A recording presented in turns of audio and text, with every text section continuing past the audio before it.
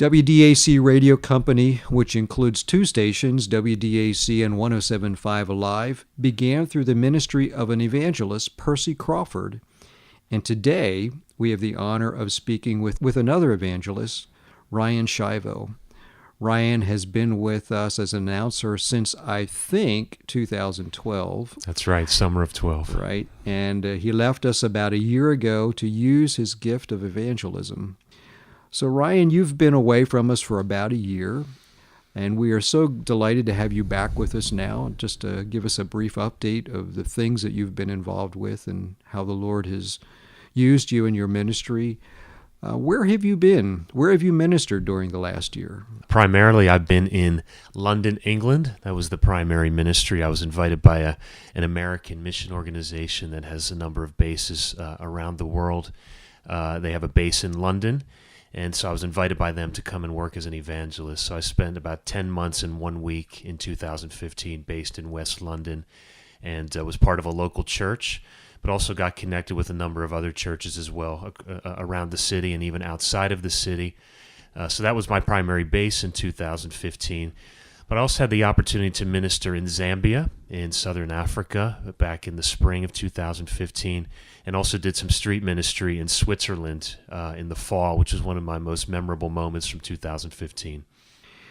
Wow, it sounds like you've been able to travel around, and one of the thoughts I have is, boy, with all those different places that you've been, and primarily in London, how did you connect with the people that you shared the gospel? Mm-hmm. What methods and how were you connecting with those folks? Well, there's a number of different ways to go about it, and there are some people that have some methodologies, and I think some of them are really good. Ray Comfort has a certain methodology. Right, sure. He's a guy that has a ministry where he really uses a law effectively to talk to people, and then he always weaves the gospel in, and he's a very good apologist. I've used some of his methods. I've also trained under a very well-respected older Bible teacher from down south. I went through a training with him in Africa a couple of years ago where he has what he calls a threefold gospel, where he really looks at the fallenness of man's heart and his future being hopeless, basically, without Jesus Christ. So those are some of the ways to do it, but I think when it comes to evangelism, we have to be sensitive to the Holy Spirit, just like with any other ministry. And so I've done everything from just approaching people very coldly on a bus or on the street. By coldly, I don't mean insensitively, but coldly as in a one-off, as they would call it in England, where there's no relationship that's been developed. And you just go up and maybe ask them a very simple question, introduce yourself, and then it could be something as simple as, if you died today, what would happen to you? Would you go to heaven or would you go to hell? Or in these days where a lot of people don't even believe in one or the other, you almost have to add a third option, or do you believe you would go somewhere else, especially with our young people? Right. So that's one approach to it. The group that I worked with, we set up an evangelistic book table on the streets once a week. And by that I mean books and literature. The area of the city that I lived in was highly Islamic, Hindu, and Sikh, because it was primarily a South Asian area. So you had a lot of people from India and Pakistan. The area is called Southall. And if you were to be transplanted to Main Street in Southall, you might actually think that you were in Delhi, because that's how un-British it is. It's just South Asian people everywhere. So from India, primarily, you have the Sikh and the Hindu culture. But then from Pakistan, it's highly Muslim, and a lot of Pakistanis have taken asylum in London because it's becoming a very dangerous place. So the book tables and the literature are an effective way to draw people to the table, and then from there you can have a conversation. So that's one way to really get people to come into the church. I also like to do open-air preaching. That's something I do sometimes on group outreaches as well. There was a board that I bought from another evangelist in London last year, and then another guy, a friend of mine, he'd put together these talks, which were topical. And so the board itself was actually a felt board. And then the talks, you would place the things up one by one with Velcro, and you would share the gospel through that by different, for instance, one of them was, the title was, "Who is Jesus, the Son of God?" And then you would ask questions about who Jesus is and give the answer to them and give Bible verses. And so that visual element was very effective, especially in a city like London of 8.3 million people. It draws people in. So the open-air preaching is something that's probably going to be shut down in a few years, possibly all throughout Europe. I've seen a lot of fruit from it. It draws people in. It also convicts backslidden people who are not living the right way. And it also is a way to share with people who will never step foot in a church. Very interesting that you mentioned the board and kind of the Velcro approach. It reminds me of Child Evangelism Fellowship. They used to years ago have the felt board with all the stories they told. It's just a very effective way to connect with people, even though the methods of computers have kind of been introduced into our culture. Yeah. You don't need a sophisticated computer program to effectively reach people and tell a story. No, you don't. And social media is great, and I know God is using the computer, but there's still something about a one-on-one conversation and actually encountering somebody face-to-face. And in the streets of a large city, I mean, the opportunities you have for that are abundant. It'd just be like being in New York City. Well, as you ministered to different individuals, as you spoke with them, whether it would be through the book table or the open-air preaching and some other responses that you may have had from that, what kind of responses did you have as people shared the gospel? What did you encounter? Mm-hmm. You get just about everything that you can imagine, from just outright defiance to "I don't want to talk to you, leave me alone," to silence, to genuine conviction. But what you're dealing with now, particularly in Europe, is a high level of atheism and agnosticism. So in the area that I lived in, West London, there with the Hindu and Sikh and Muslim background people, they're generally very open to talk about God because they're spiritually minded to begin with. You find very little atheism in those countries. Of course, they have a false representation of God. The Islamic God would be called Allah, who we know is not the God of the Bible. And then in Hinduism, you have millions of gods. Mm-hmm. And in Sikhism, there's some strange beliefs as well about how you can get to God. But amongst sort of the traditional English culture, atheism and agnosticism is really growing. So you have not only you sharing the gospel, but you're having to apologize for God and explain why he exists, the purpose for his existing, why Jesus came to the earth, and try to prove. You're oftentimes asked stories about Noah's Ark and creation, and really what we have today in the West is a very independent culture, even in America, where man has become his own God. And instead of us just naturally submitting to God, because that's what we've been trained and raised to do, now we're having to have God prove himself to us before we decide, before we give him the privilege of believing in him. Right. I mean, it's just insane. And this has been a gradual decline in Britain for a number of years. You know, I just read a couple of weeks ago, you might remember, I think it was in 1966 when John Lennon was interviewed and the Beatles were at their peak. And he made sort of an offhanded statement because the Church of England was in such decline in the UK. And he said, I think that right now the Beatles, us, we're actually bigger than Jesus.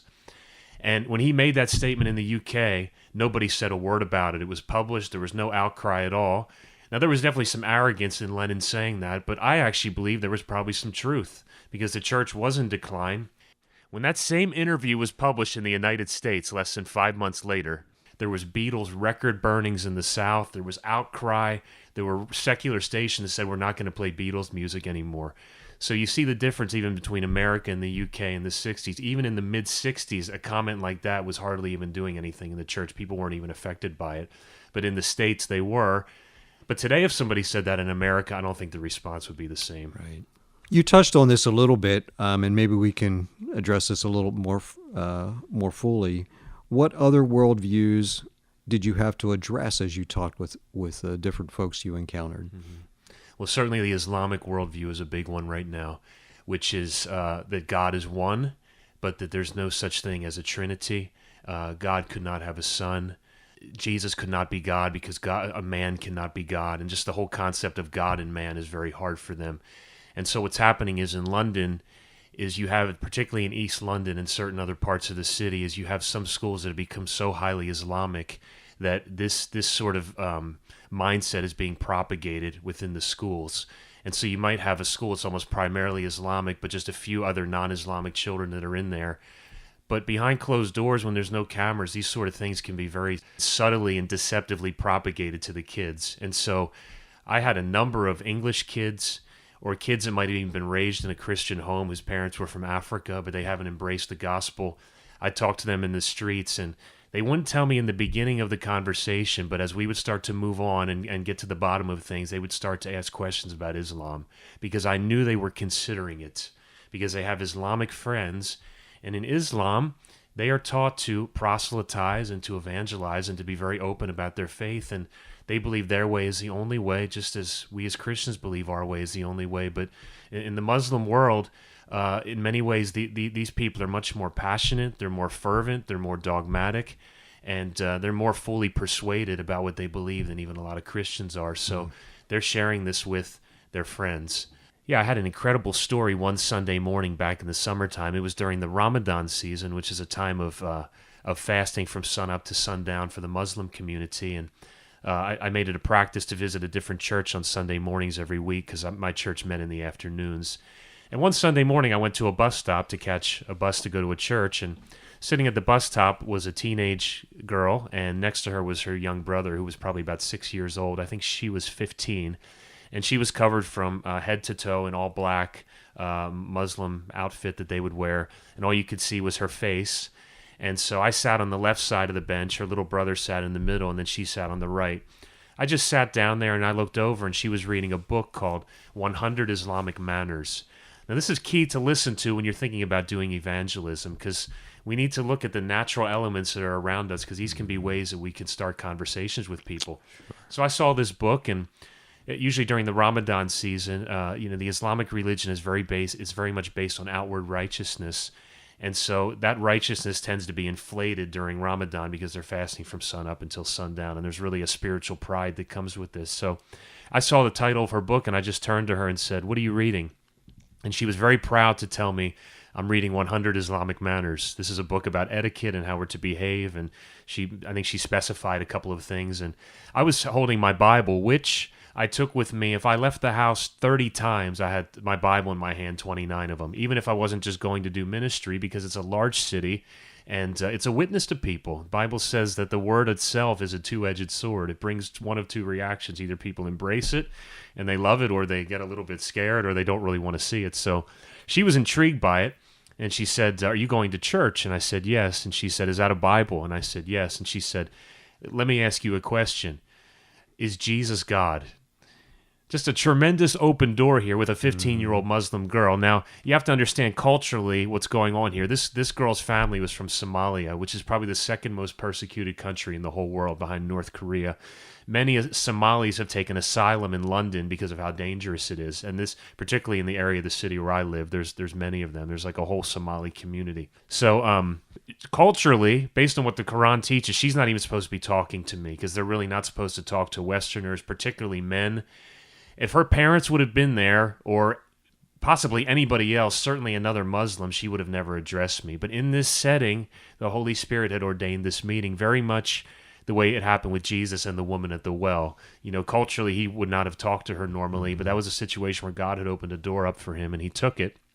And so, to make a long story short, we ended up having quite a conversation about Jesus being God and the Trinity. And she was so engaged in this conversation that we ended up getting on the bus together, and we sat near each other on the bus and continued this conversation for another 10 to 15 minutes. And the bus started to fill up, and tons of people around us were overhearing this conversation. Just a tremendous, tremendous witness for what God can do when we're open and looking around and willing to speak. All it took was one question. Simple question. It sparked the whole conversation. I hardly had to do anything. Ryan, the story that you just told about meeting the girl on the bus, and it's just a great example of what it means to be involved in evangelism. Sometimes we think we have to get a response, and what you just illustrated is all we need to do is plant one seed. So what a great illustration of a principle of evangelism that you just told us. Also, the worldview, which I touched on earlier, which is that God has to prove himself to me because we live in a postmodern society. The church is not really a factor anymore in the UK to a certain extent, especially the state church. And so it's just become more of a figurehead and an organization. But with these outdated buildings have also have come an outdated God. And so we need to be more relevant today. And because we're free and we can do whatever we want, very similar to what was happening in the hippie movement, I believe, in the early 70s, we don't want to be restrained at all. I often talk with young people about pornography in the streets because I find it's one place that I can connect with them. It's an area where God has given me deliverance in my own life. But there's not a single teenager or young adult, probably under 22 years old, ever in my life that I've mentioned the word pornography to in the streets that has not been looking at it. And so when you say that word, generally something hits them on the inside because of the conscience. Now you might have, you still might have them saying, well, everybody does that. But as you really start to press the issue, I can see the conviction come over them. This is part of the problem with what's going on today in a lot of our Western churches. We're not talking about sin. We're not pointing people to the cross, and we're not talking about righteousness. And so when they hear this sort of thing in the streets for the first time, it shocks them. But then as you pursue it, the Holy Spirit does a work. Very interesting. I thought of Romans 1 as you mentioned that. Just talking with these young folks, that within each person, within each heart, there is the conviction that is born and visible in all of the world. Absolutely. That God has created us, and He's ordered a certain moral order, and we know that, but we tend to reject it, and we do it purposefully and so harden our hearts. And let that be a warning to us all, quite frankly. Yes. Well, I know that you've come back and had a little bit of a rest over the last few weeks. I think you arrived in the States sometime around the week before Christmas. Yep. But you are planning to leave our area again. Tell us a little bit what you've been doing over the last few weeks, and then what do you plan to do during the next few months? Yeah, I came back just before Christmas and hit the ground running. I think I may have overdid it just a little bit. I was able to schedule a number of churches to visit in January and even at the end of December there. So I got to minister in my local church outside of Reading. And I've also been teaching a class in the church once a week. And I've been able to go to Wisconsin to do some evangelism training and preach at a church earlier in the month. And then just 2 weekends ago, had a tremendous opportunity to go to Pure Life Ministries in Kentucky, where I'd gone through one of their residential programs a number of years ago, to do a series of 4 meetings in a row, Thursday, Friday, Saturday night, and then Sunday morning, where they bring a guest speaker in about 3 or 4 times a year. This is a ministry that helps men overcome sexual sin by using biblical counseling and pointing people to Jesus. And so some of these men are very desperate. I think I was most encouraged on the Friday night that I was there. I'd given a message and asked for what we would call an altar call, just a time of response for men to come forward and pray at the front. And after that time was up, Pastor Steve Gallagher, the founder of the ministry, he got up and invited the men to stay afterwards and talk one-on-one with me if they'd like to do that. Because since I went through the program, most of the speakers that they have come through are just your regular evangelist or a pastor. But to have somebody that's actually gone through the program, I think there was more of a connection with the men because they saw somebody that's lived this and has come out on the other side. And I think I had about 15 to 17 guys come and talk one-on-one with me afterwards, and I got to pray with every one of them. The meeting ended about 8:15, and I didn't leave the chapel till about 11 o'clock. These guys were pouring their hearts out. They had all different stories, and it just reminded me of 2 things. Number one, just the depravity of sexual sin and what it does to us when it's not dealt with. But 2, the hope that God is starting to give these men who are getting some freedom and, they're starting to get a vision for their lives and the gospel is helping them and restoring them. So that's what I did 2 weekends ago. And then I have another church this weekend in Tennessee I'm going to be at, and then it's off overseas again next week. And do you have a destination in mind when you head off overseas next week? Yeah, I've got a little schedule. I'm going to go to London just to connect with some friends for a couple of days and see a pastor there. Then I'm going to Uganda in Africa, where I'm going to be ministering at an open-air evangelistic crusade, which a local pastor has been organizing for a couple of months. He says he's going to get probably nearly 1,000 people. He thinks he can come to this thing. I've never done something like this before, but I'm really excited about it. So there's going to be some other local speakers as well, and this community is really believing for a great move of God and that people will be added to the church and discipled. Then from there, I'm going to Malawi in southern Africa with a friend of mine from Switzerland, and also a young man from right here in Boyertown just made a commitment yesterday that he's going to come, 19-year-old guy who has the call of God on his life for pastoral ministry. This is like a last-second thing, just 3 weeks away. He's going to come. This is a conference for leaders, so quite an honor to be able to do this, quite humbling to speak into the lives of these men. This is very poor third world Africa, so you'll have people that will come from great distances, some probably even on bicycles and in mass transportation. to hear the gospel and to be trained. Then from there, I'm going to Houston for a weekend to speak at a church and probably a drug and alcohol center. And then I'm going to 2 islands in Hawaii. One is called Molokai, which is the tiniest island that's recognized there, to speak at a church. And then to a church I have a connection with in Honolulu, Hawaii, where I'll be preaching and also doing evangelism training and taking their people out in the streets of Honolulu. Also going to the Marshall Islands in the Pacific. And I don't have any connections there. I'm going to do something I've never done in my life. I'm going to fly to an unknown country by myself and make no connections first and just get on the ground and see what God does. My goodness. And I'm doing this completely by faith. I really sense that the Lord is leading me to this place. I can't explain it, but it's been on my heart for about a year. So I'm going to go there and just see what happens. And then in early April, God willing, I'll be in Brazil for 2 weeks with a friend of mine who's a Brazilian missionary to London, who's been a close friend. He's going back to visit his family, and we're going to do some ministry there. Will be busy. Yes. I'm tired just thinking about it. Me too. So how can our listeners pray for you as you look to these next 2 to 3 months? Yeah, I think the biggest thing would just be for the grace of God, really, because I'm 34 years old and I still feel really strong some days, but some days I can start to feel that I'm not 26 or 27 anymore. The thought of 2.5 months consecutive on the road with these suitcases in these airports, particularly flying from Africa to Houston to the South Pacific, it's a little bit overwhelming. So just grace and strength, and that I would really take care of my body. And also real focus, and that I could stay focused on individual people, because I've had a lot of last year in London. I don't say this to boast in any way. I say it to the glory of God. But I had the opportunity in less than 9 months there to minister about 60 times in church settings, between preaching on Sunday mornings and doing evangelism training and youth camps and young adult camps and home group Bible studies. And when you're involved in speaking ministry all the time, it's a wonderful thing, because you're in the Word a lot and you're in prayer a lot and you're having to study. But it can be easy to become disconnected from individuals when you do that and forget about individual need, which I think is one of the dangers that any pastor or speaker falls into, is that it just becomes more about numbers and speaking. And Jesus had both. He had the masses, but he also was with individuals all the time. And so I want to stay sensitive and compassionate toward individual people and their needs, and have opportunities to minister one-on-one. So those would probably be the 2 biggest things. And of course, just that God would move, that people would be saved in Africa and in the Marshall Islands, and that people would be stirred up and disciples would be made in the churches. This is not about just going and speaking and having crowds and saying, I did this and I did that. This is about the church being built up in very difficult and unpredictable times in the world that we're living in. People need to be focused on holiness and have their mind in the right place in these difficult times that we're moving into, where there's so many other outside influences coming against us.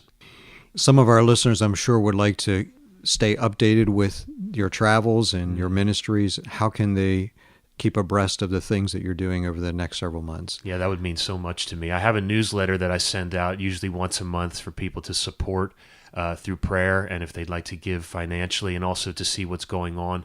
And that you can get through email. And my email address is RYANSCHIAV, as in voice, O, at hotmail.com. That's RYANSCHIAVO at hotmail.com. That's where I send the newsletter from. I could add you to that list. Also, just if you'd like to write and just stay in contact and send an encouraging word once in a while, I'd be happy to respond to you. And that always means a lot to me. So that's the best way to stay in touch during this time period and find out what's going on. Well, Ryan, we are just absolutely delighted the way the Lord is using you as you use your gifts and your abilities and the doors that He's opened for you. And we trust that He will protect you and keep your heart close to Him. One of the dangers of being involved in ministry is that those in ministry tend to forget or neglect their own relationship with the Lord, because it's out of that relationship that ministry occurs. Amen. And so we would ask our listeners to remember that as well for your own life and your own heart. We would encourage them to contact you and letting listeners know how they can hear this interview and also how they can connect with you.